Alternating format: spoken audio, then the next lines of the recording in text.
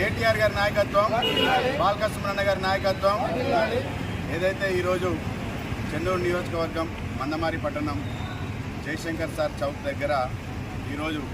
ఒక మహా అద్భుతమైన ఆలోచనతోని మన బీఆర్ఎస్ పార్టీ వర్కింగ్ ప్రెసిడెంట్ గౌరవ కేటీఆర్ అన్నగారు ఒక మంచి ఆలోచనతోని ఈ యొక్క కాంగ్రెస్ పార్టీ ఎన్ని హామీలు ఇచ్చి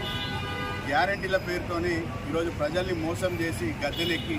24 నెలలు 22 నెలలు ఆల్మోస్ట్ 2 ఇయర్స్ అయిపోయిన సందర్భంలో వీరిచ్చినటువంటి హామీలను ఇటు రైతులకు అనుకోండి, మహిళలకు అనుకోండి, విద్యార్థులకు అనుకోండి, ఆటో డ్రైవర్లకు అనుకోండి, ఇట్లా అనేక మందికి వితంతులకు, వికలాంగులకు, ఇట్లా ప్రతి ఒక్క వర్గానికి ఈరోజు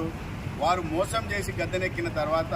వారు ఇస్తున్నటువంటి హామీలను వారి 22 నెలల్లో ప్రతి ఒక్క వ్యక్తికి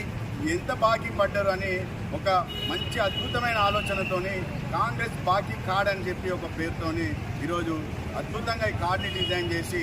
అన్న కేటీఆర్ అన్న గారి నాయకత్వంలో, కేటీఆర్ అన్న గారి పిలుపు మేరకు బాలకృష్ణ అన్న మన మంచిర్యాల జిల్లా అధ్యక్షులు, చెన్నూరు నియోజకవర్గ అభివృద్ధి ప్రదాత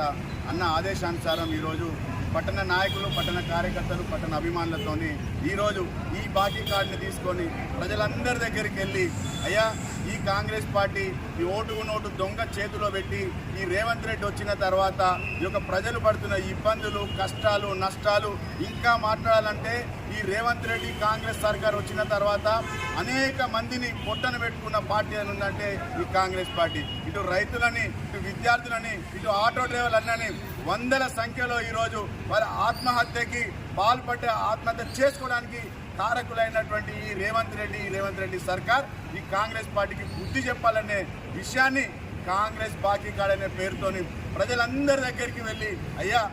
మహిళలారా మీకు ప్రతి నెల 2,500 ఇస్తా అని చెప్పి హామీ ఇచ్చారు. 22 నెలలు గడుస్తున్నది. మీకు ఈ కాంగ్రెస్ పార్టీ ఈరోజు 55,000 రూపాయలు బాకీ పడ్డారు. మీరు ఏ కాంగ్రెస్ నాయకుడైనా మీ దగ్గరకు వచ్చి ఏ ఎన్నికలైనా ఓటు అడిగితే మీరు వారిని 55,000 మాకు ఇవ్వండి, మీకు ఓటేస్తామని బాజాప్తగా గల్లబట్టి వాళ్ళని అడగాలని చెప్పి ఈరోజు ప్రజలందరికీ చెప్తా ఉన్నాం. అదేవిధంగా విద్యార్థులను కానీ, ఆటో డ్రైవర్లు కానీ, రైతులను కానీ అనేక 6 గ్యారెంటీల పేరుతోని 13 హామీలు, మళ్ళీ అదే కాకుండా 420 హామీలతోని ఈరోజు గద్దెనెక్కి అందరినీ విస్మరించి ఈరోజు కేవలం ఈ యొక్క మంత్రులు వాళ్ళు గొడవలు పెట్టుకొని వేదికల మీద తిట్టుకొని కేవలం ఆ గొడవలు తిట్టులు కూడా వారి యొక్క పైసలు దందాల కోసము, పైసలు సంపాదించుకోవడానికి కోసమే తప్ప